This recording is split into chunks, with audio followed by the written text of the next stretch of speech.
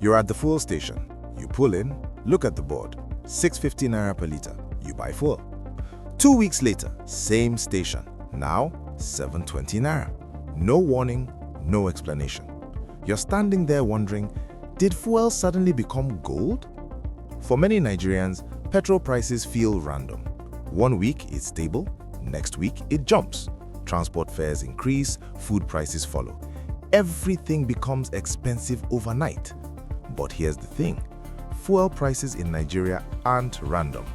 There is actually a system behind it. A system involving global oil prices, exchange rates, import costs, government policy, and logistics. Today, we're breaking down exactly why petrol prices keep changing in Nigeria, and we're going to follow one simple example the whole time. You at the fuel station, trying to buy petrol for your car. Let's start with the most important concept, global oil. First thing to understand, Nigeria does not set the global price of oil. Oil is traded internationally. The price is determined in large global markets. Countries all over the world buy and sell crude oil. So, when global oil prices rise, petrol becomes more expensive everywhere, even in oil-producing countries. Imagine this, you arrive at the station. Fuel was 650 naira last week, but globally, crude oil prices have gone up. That means the raw material used to produce petrol now costs more. So, petrol importers pay more, and eventually, you pay more. Okay, but that's only part of the story, because Nigeria has another problem, the refining problem. Nigeria produces crude oil, but for many years, Nigeria refined very little petrol locally. Most petrol used in Nigeria is imported after refining overseas, which means crude oil leaves Nigeria, gets refined in another country, then petrol is shipped back to Nigeria. That adds extra costs, shipping, insurance, port charges, and logistics.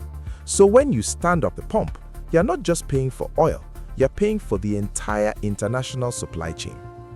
Now it gets more interesting, the dollar problem. Oil is traded globally in US dollars, not Naira. That matters a lot because when the Naira becomes weaker against the dollar, fuel automatically becomes more expensive. Imagine this, an importer needs dollars to buy petrol abroad. If the exchange rate changes, the importer must spend more Naira to get those dollars. So even if oil prices stayed the same globally, petrol can still become more expensive in Nigeria. You're still standing at the station, but the real action is happening in foreign exchange markets. Now let's talk about something Nigerians heard about for years, subsidies. For a long time, the Nigerian government used fuel subsidies. A subsidy means the government pays part of the cost so citizens pay less. Example, if petrol actually costs 800 naira per liter, government might force stations to sell at 500 naira. Then government pays the difference. Sounds good for consumers, cheap fuel, but subsidies are expensive for government, very expensive, because millions of liters of fuel are used every day. So governments spend huge amounts of money maintaining those lower prices. Sometimes money that could go to infrastructure, healthcare, education, instead goes to fuel price support. Eventually, the system becomes hard to maintain. And when subsidies change or disappear, prices jump, which is exactly what Nigerians have experienced recently. But there's another piece of the puzzle, the marketers. Petrol in Nigeria is usually imported and distributed by private marketers. These companies buy petrol, ship it to Nigeria, store it, transport it, then sell to fuel stations. Every step includes costs, and every company wants profit. So when marketers calculate pump prices, they include purchase cost, shipping, storage, distribution, operational costs, and profit margin. All these factors influence the final number you see at the pump. That board outside the station, it's basically the final result of a long financial calculation. But there's still another factor many people forget, logistics. Moving fuel across Nigeria is not simple. Petrol travels through ports, storage depots, tanker trucks, highways, fuel stations. Every step has risks. Trucks break down, roads cause delays, security costs exist. Sometimes fuel shortages happen.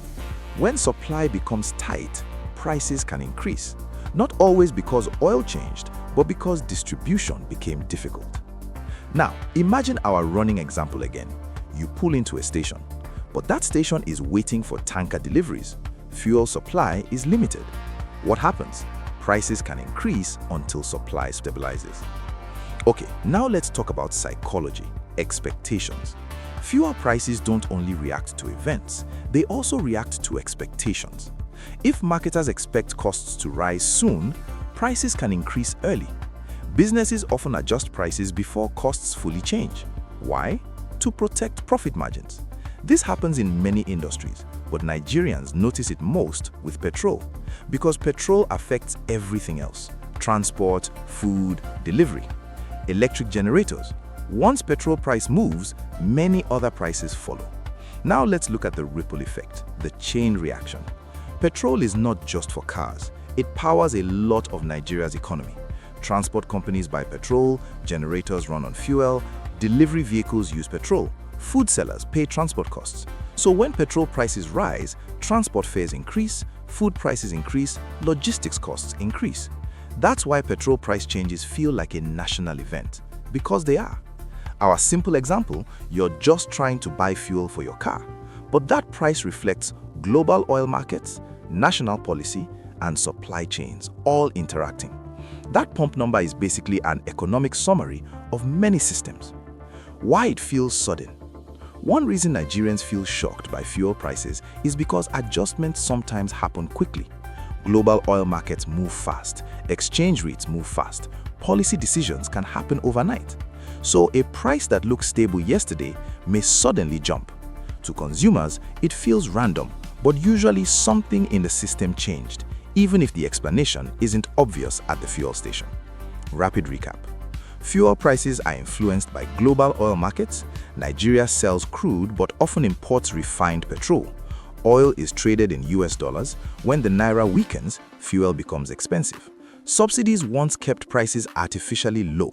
When subsidies change, prices adjust. Private marketers import and distribute fuel. They calculate costs and profit margins. Transport and logistics affect supply. Expectations also influence pricing, and petrol affects almost every part of our economy. Final takeaway. So next time you're standing at the pump, looking at a new price, remember that number didn't appear randomly. It's the result of global markets, national policy, and supply chains all interacting.